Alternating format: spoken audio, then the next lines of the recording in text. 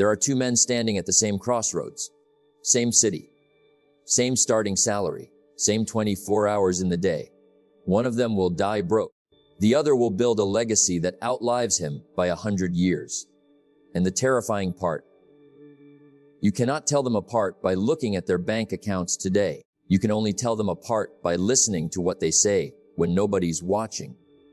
Because the gap between rich and poor was never about money. It was always about mind. Let that sink in for a moment. Not about money, about mind. Somewhere right now, in a small apartment, a man is complaining about his bills while his neighbor, in the very same building, is reading a book that will change the trajectory of his grandchildren's lives. Same walls, same noise from the street outside. Two different worlds built entirely out of thought. This is the divide nobody talks about at the dinner table. Not rich versus poor in the wallet. Rich versus poor in the way a person interprets the world. And once you see it, you cannot unsee it. The poor mindset asks, why does this always happen to me? The rich mindset asks, what is this here to teach me? Same storm, same rain falling on both roofs. But one man curses the clouds, and the other man learns to sail. Here's the first fracture line between the two.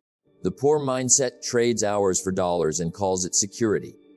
The rich mindset trades value for freedom and calls it risk worth taking. One man clocks in for 40 years, praying the company keeps him. The other man builds something the company cannot take away. Both are afraid. Let's be honest about that. Fear visits every household on earth, rich or poor. The only difference is what each man does with the fear sitting in the room. One lets fear tuck him into a smaller and smaller box, year after year, until the box becomes a coffin of comfort.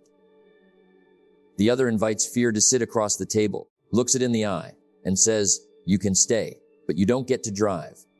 Money is not the reward for hard work. If it were, the hardest working people on earth would be the richest. Go look at a construction site in the middle of August. Go look at a mother raising 4 children on double shifts. Hard work alone was never the currency. Value was the currency. Value multiplied by leverage, multiplied by time. The poor mindset says, I don't have enough to start. The rich mindset says, I will start with what I have, because starting is the only multiplier I actually control. You do not need the whole staircase. You need the courage to place your foot on the first step. In the dark, trusting that the next step will reveal itself the moment your weight lands. Now here is where it gets uncomfortable, because most people don't want a mindset shift. They want a shortcut that feels like a mindset shift. They want the affirmation without the discipline. They want the vision board without the 6 a.m. alarm. But a vision board has never paid a single bill in the history of the world. Discipline has paid every bill that vision ever wrote a check for.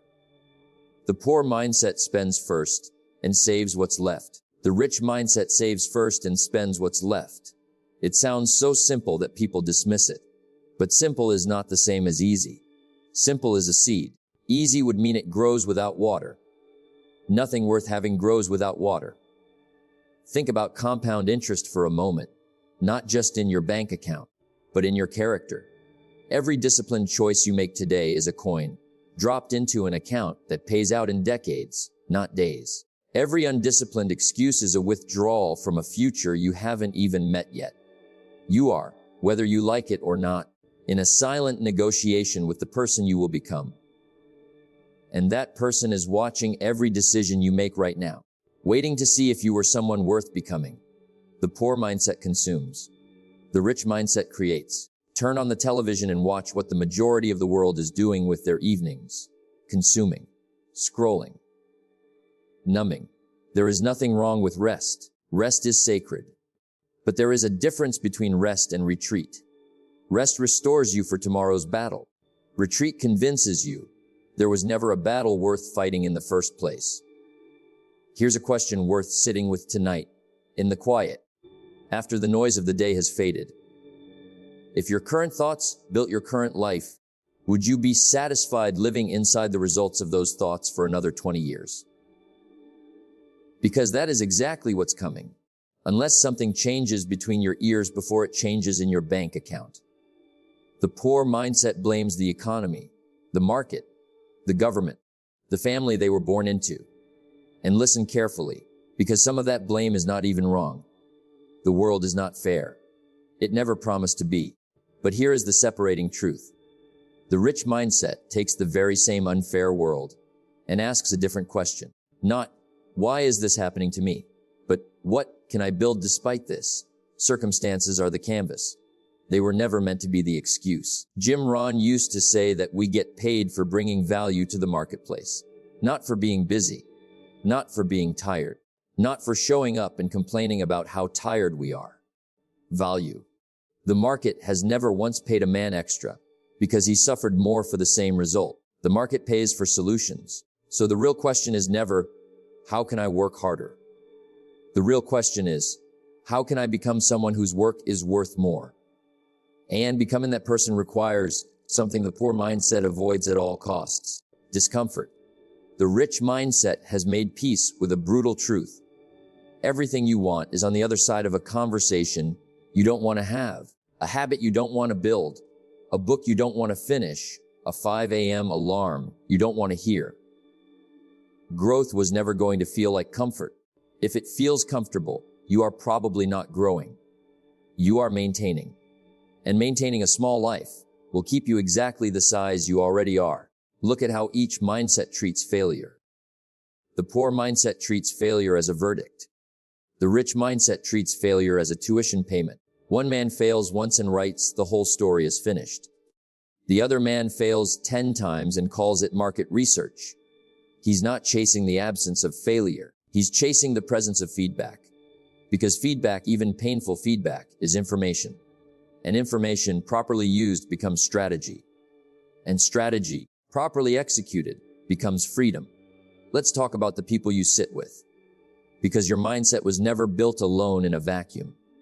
It was built at kitchen tables, in group chats, in the voices you let closest to your ear. Show me the 5 conversations you have most often, and I will show you the ceiling you have unconsciously agreed to live under. The poor mindset surrounds itself with people who confirm the complaint. The rich mindset surrounds itself with people who challenge the excuse. That doesn't mean abandoning people you love. It means being honest about which voices are lifting the roof of your life and which voices are quietly lowering it, one comfortable conversation at a time. Here's the truth that took me the longest to understand, and I want to hand it to you faster than it was handed to me. Rich mindset is not the absence of struggle. Poor mindset is not the presence of struggle.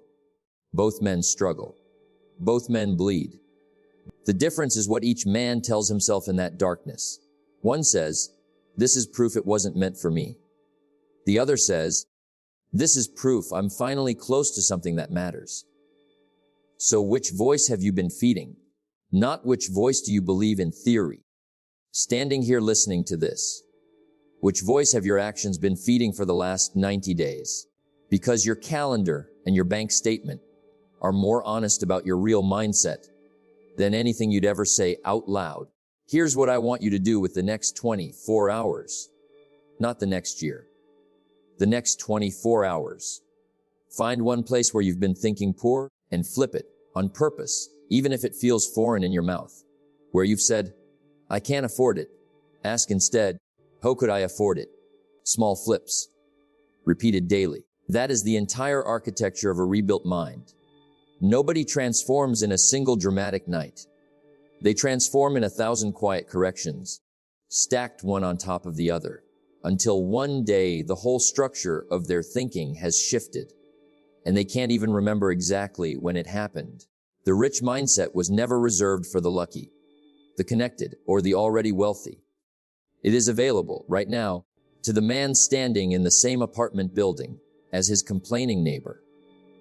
It is available to you in whatever room you're sitting in as you hear this. The door was never locked.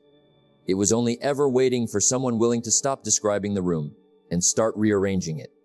So decide today, not tomorrow, when it's convenient. Today, which voice are you going to feed? Because somewhere down the road, another crossroads is waiting, and the man who shows up to meet it will be built entirely out of the thoughts you chose to keep starting right now.